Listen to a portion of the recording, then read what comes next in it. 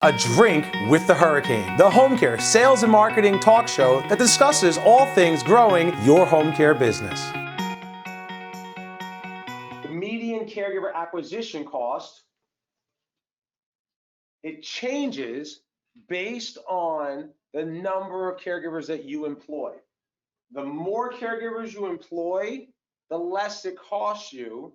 The fewer caregivers that you employ, the more it costs you per caregiver. Now, I want to stop here for a moment. I want you to think about why? Why does it cost me more money to get caregivers when I have a smaller agency? One factor, which is a huge one, is you haven't figured it out yet. You haven't figured out how to retain caregivers. You haven't figured out how to attract caregivers. So you're working harder, not smarter, right? We don't have the processes in place. We don't have the stability. There may even be a difference in ourselves and how we're interviewing. When I'm a small agency and I have less than 50 caregivers working for me, I'm desperate. I'm doing everything I can. And when people want what they can't have. Write that down. People want what they can't have. When you're desperate to get a caregiver, you're going to give them the stars and the moon and everything else. Well, I don't want that. When you're coming from a place of confidence and that standard, wow, they got a lot of standards here, but I like this company, right? They're not just giving it to me. I have to actually earn it. I want it more. I want to work. I'm going to feel proud representing this company. Question I want you to write down to do, and because I'm giving you all these questions and stuff to write down. This is where you're learning it. And then Monday, Tuesday, maybe not Monday. Monday I know is going to be a tough day for you, right? Tuesday, Wednesday next week, I want you to ask and do these internal audits to find out the answers of what I'm saying here. Industry speaking, what is it in your organization so that you can confidently move forward? Would I work here if I was a caregiver? That is the question I want you to write down. Would I want to work here if I was a caregiver? And I want you to ask every single member of your team, one-on-one, individually. Marketers do this too. You have to know this. I've already spent enough time this morning talking about how marketers need to know how to recruit. So you need to know this stuff too, because you should be helping with the recruiting effort. You heard me talk in the last presentation about how I created a pull tab flyer. You can write that down too if you haven't already. I created a little flyer with the pull tab with the phone numbers.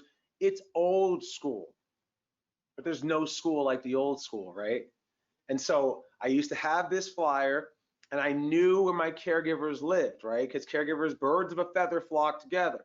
So if I looked through my caregiver list and I realized I had like 2 or 3 caregivers that live in the same development or the same community or the same apartment complex, chances are other CNAs, other home health aides live in that same community.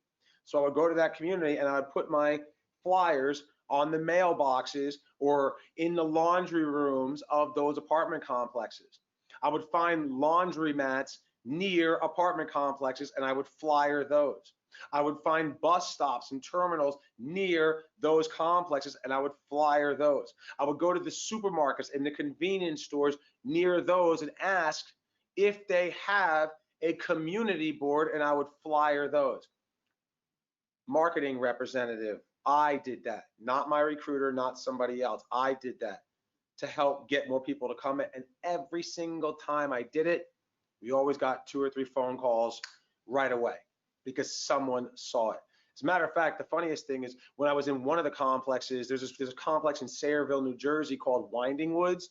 And I had like 15 caregivers that lived in Winding Woods. It was 1,000 apartments in this community. So I was flyering the mailboxes, driving around. And one of the supers caught me flyering the mailbox.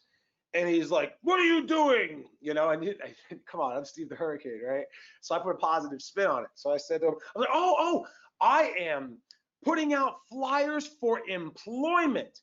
And this way, if people see it and they need a job, they might have a hard time paying rent. So if they see this and they call us and we hire them, that could help them get a job so that they have money so they can afford to pay rent to live here. And the super was like, man, that's a great idea.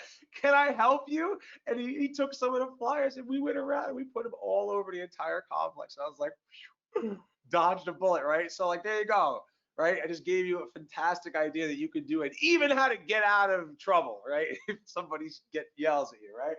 But again, think about what the larger companies are doing. Well, I just showed you.